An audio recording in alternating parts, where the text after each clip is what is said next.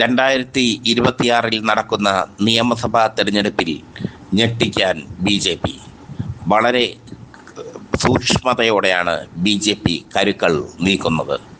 ജനുവരി 15-ന് 34 സീറ്റുകളിൽ സ്ഥാനാർത്ഥികളെ പ്രഖ്യാപിക്കും BJP മിഷൻ 2026-ന് പ്രധാനമന്ത്രി നരേന്ദ്രമോദി തുടക്കം കുറിക്കും.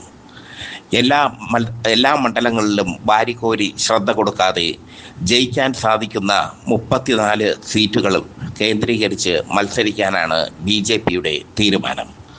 34 സീറ്റുകളിൽ കുറഞ്ഞത് 10 സീറ്റാണ് BJP ലക്ഷ്യമിടുന്നത്. തങ്ങൾക്ക് വിജയിക്കാൻ കഴിയുന്ന നിയമസഭാ മണ്ഡലങ്ങൾ കേന്ദ്രീകരിച്ചുള്ള BJPയുടെ പ്രവർത്തനം ഇടതു വലത് മുന്നണികൾക്ക് വലിയ തലവേദനയായി മാറും. കഴിഞ്ഞ തദ്ദേശ സ്വയംഭരണ തെരഞ്ഞെടുപ്പിൽ തിരുവനന്തപുരം ഒഴിച്ചു കഴിഞ്ഞാൽ BJPക്ക് വലിയ നേട്ടങ്ങളൊന്നും ലഭിച്ചില്ല.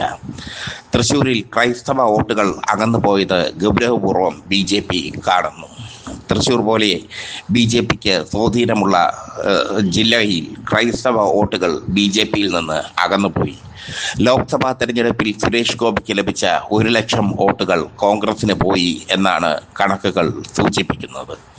ഈ സാഹചര്യത്തിൽ തിരുവനന്തപുരം, തൃശ്ശൂർ, പാലക്കാട് ജില്ലകൾ കേന്ദ്രീകരിച്ച് ശക്തമായ മത്സരം നടത്താനാണ് BJPയുടെ തീരുമാനം. തിരുവനന്തപുരത്ത് നേമം, വട്ടിയൂർക്കാവ്, കഴക്കൂട്ടം, കാട്ടാക്കട എന്നിവിടങ്ങളിൽ സ്ഥാനാർത്ഥികളെ നിശ്ചയിച്ചു കഴിഞ്ഞു BJP. നേമത്ത് രാജീവ് ചന്ദ്രശേഖർ തന്നെയാണ് സ്ഥാനാർത്ഥി. രാജീവ് ചന്ദ്രശേഖർ മത്സരിച്ചാൽ നേമം BJPയുടെ ഗുജറാത്ത് ആകുമെന്ന് BJP കരുതുന്നു. നേമത്ത് BJPക്ക് ശക്തമായ അടിത്തറയും ഉണ്ട്. വട്ടിയൂർക്കാവിൽ മുൻ DGPയും ഇപ്പോൾ ശാസ്തമംഗലം വാർഡ് കൗൺസിലറുമായ R. ശ്രീലേഖയാണ് സ്ഥാനാർത്ഥി. കഴക്കൂട്ടത്ത് V. മുരളീധരനാണ് സ്ഥാനാർത്ഥി. കഴക്കൂട്ടം തിരുവനന്തപുരത്ത് BJP ശ്രദ്ധ വയ്ക്കുന്ന മണ്ഡലമാണ്. കാട്ടാക്കട BJP അതുപോലെ തന്നെ ഒരുപാട് ശ്രദ്ധ വയ്ക്കുന്ന മണ്ഡലമാണ്. അവിടെ PK കൃഷ്ണദാസായിരിക്കും സ്ഥാനാർത്ഥി എന്നാണ് സൂചന. തിരുവനന്തപുരം സെൻട്രലിൽ നടൻ കൃഷ്ണകുമാർ മത്സരിക്കും എന്നത് ഉറപ്പായി. നേരത്തെ വട്ടിയൂർക്കാവ് നിയോജക മണ്ഡലത്തിൽ മത്സരിക്കും നടൻ കൃഷ്ണകുമാർ ജി മത്സരിക്കും എന്നാണ് കരുതിയിരുന്നത്. എന്നാൽ R. ശ്രീലേഖയ്ക്ക് വട്ടിയൂർക്കാവ് മണ്ഡലം കൊടുക്കുക വഴി നടൻ കൃഷ്ണകുമാർ വട്ടിയൂർക്കാവ് മത്സരിക്കും. ആലപ്പുഴ BJP വളരെ ശ്രദ്ധ പുലർത്തുന്ന ജില്ലയാണ്. അവിടെ കായംകുളം BJPയുടെ ശക്തിദുർഗമാണ്. കായംകുളത്ത് BJPയുടെ ക്രൗഡ് പുള്ളറായ ശോഭാ സുരേന്ദ്രനെ മത്സരിപ്പിക്കാനാണ് തീരുമാനം. കൊല്ലത്ത് ചാത്തന്നൂരാണ് BJP ശ്രദ്ധ കേന്ദ്രീകരിച്ചിരിക്കുന്ന A ക്ലാസ് മണ്ഡലം. കഴിഞ്ഞ തെരഞ്ഞെടുപ്പിൽ ഇവിടെ BJP 2ാം സ്ഥാനത്ത് എത്തിയിരുന്നു. തൃശ്ശൂരിൽ 3 മണ്ഡലങ്ങളാണ് BJP പ്രധാനമായും ശ്രദ്ധ കേന്ദ്രീകരിക്കുന്നത്. പുതുക്കാട്, തൃശ്ശൂർ, മണലൂർ എന്നീ മണ്ഡലങ്ങളാണ് BJP ശ്രദ്ധ കേന്ദ്രീകരിച്ച് പ്രവർത്തിക്കാൻ തീരുമാനിച്ചിരിക്കുന്നത്. അതിൽ തൃശ്ശൂരിൽ നല്ലൊരു സ്ഥാനാർത്ഥിയെ നിർത്തിക്കഴിഞ്ഞാൽ വലിയ വിജയം നേടും എന്നാണ് BJP കരുതുന്നത്. തൃശ്ശൂർ മണ്ഡലം BJP വളരെ ശ്രദ്ധ കൊടുക്കുന്ന മണ്ഡലമായി മാറിക്കഴിഞ്ഞു. പൂഞ്ഞാർ, പാല എന്നീ മണ്ഡലങ്ങളാണ്, കോട്ടയം ജില്ലയിലെ പൂഞ്ഞാർ, പാല എന്നീ 2 മണ്ഡലങ്ങളാണ് BJPയുടെ മറ്റൊരു BJP ശ്രദ്ധ പുലർത്തുന്ന 2 മണ്ഡലങ്ങൾ. മറ്റ് 2 കോട്ടയം ജില്ലയിൽ 2 മണ്ഡലങ്ങൾ. പൂഞ്ഞാറിലോ പാലയിലോ ഷോൺ ജോർജ് മത്സരിക്കും. പാലയിൽ ഷോൺ ജോർജാണ് മത്സരിക്കുന്നതെങ്കിൽ പൂഞ്ഞാർ അദ്ദേഹത്തിൻ്റെ പിതാവ് PC ജോർജ് മത്സരിക്കും. പാലക്കാടാണ് BJP ശ്രദ്ധ പുലർത്തുന്ന മറ്റൊരു ജില്ല. പാലക്കാട് 2 മണ്ഡലങ്ങളാണ് BJP ശ്രദ്ധ പുലർത്തുന്നത്, മലമ്പുഴയും പാലക്കാടും. മലമ്പുഴ പരമ്പരാഗതമായി ഇടതു കോട്ടയാണെങ്കിലും BJP സ്ഥിരമായി 2ാമതെത്തുന്ന മണ്ഡലമാണ്. അതുകൊണ്ട് തന്നെ പാലക്കാട്ടെ ജനപ്രിയ നേതാവ് C. കൃഷ്ണകുമാറിനെ മലമ്പുഴ മത്സരിപ്പിക്കാൻ BJP തീരുമാനിച്ചിരിക്കുന്നു. പാലക്കാടാണ് BJP ഉറ്റുനോക്കുന്ന മറ്റൊരു മണ്ഡലം. പാലക്കാട് പ്രശാന്ത് ശിവൻ BJPയുടെ ജില്ലാ അധ്യക്ഷനും BJPയുടെ തീപ്പൊരി നേതാവുമായ പ്രശാന്ത് ശിവൻ മത്സരിക്കും എന്നാണ് സൂചന. പ്രശാന്ത് ശിവൻ അല്ലെങ്കിൽ BJP മുൻ സംസ്ഥാന അധ്യക്ഷൻ K. സുരേന്ദ്രൻ അവിടെ എത്തും എന്ന് സൂചന.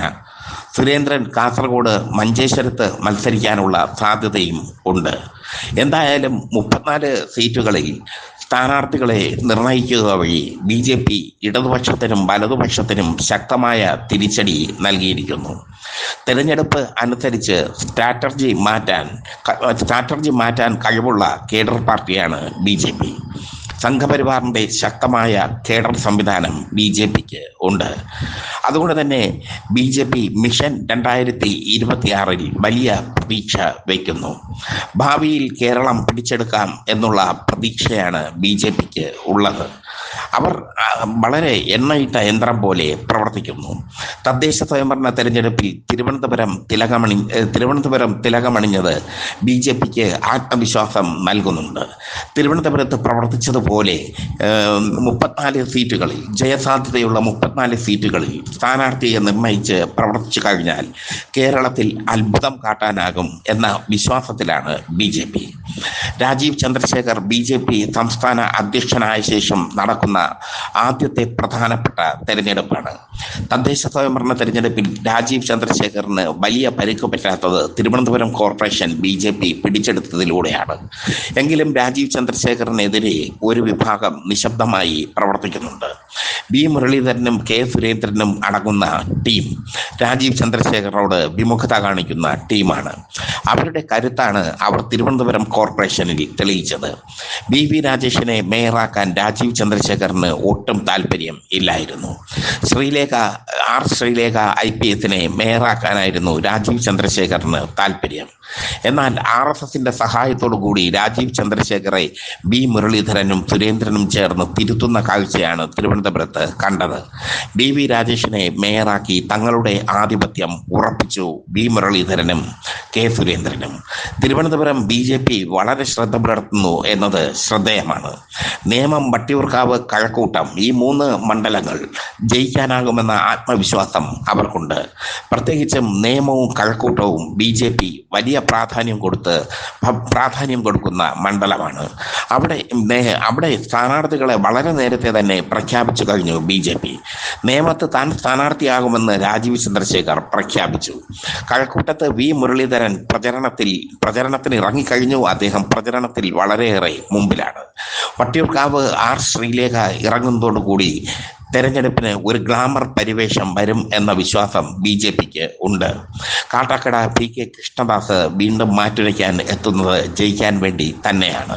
തിരുവനന്തപുരം സെൻട്രലിൽ കൃഷ്ണകുമാർ G. കഴിഞ്ഞ തെരഞ്ഞെടുപ്പിൽ നല്ല പ്രകടനമാണ് കാഴ്ചവെച്ചത്. വട്ടിയൂർക്കാവ് അദ്ദേഹത്തിന് നൽകാൻ ഇപ്പോഴത്തെ സാഹചര്യത്തിൽ BJPക്ക് കഴിയില്ല. അതുകൊണ്ട് തിരുവനന്തപുരം സെൻട്രലിലേക്ക് ഒരിക്കൽ കൂടി കൃഷ്ണകുമാർ G. മത്സരിക്കും. ആലപ്പുഴയിൽ കായംകുളത്ത് ശോഭാ സുരേന്ദ്രൻ വിജയിക്കും എന്നു തന്നെയാണ് BJPയുടെ പ്രതീക്ഷ. ചുരുക്കത്തിൽ BJP വളരെ ശക്തമായ രീതിയിൽ തന്നെ മിഷൻ 2026 ഇറങ്ങിയിരിക്കുന്നു.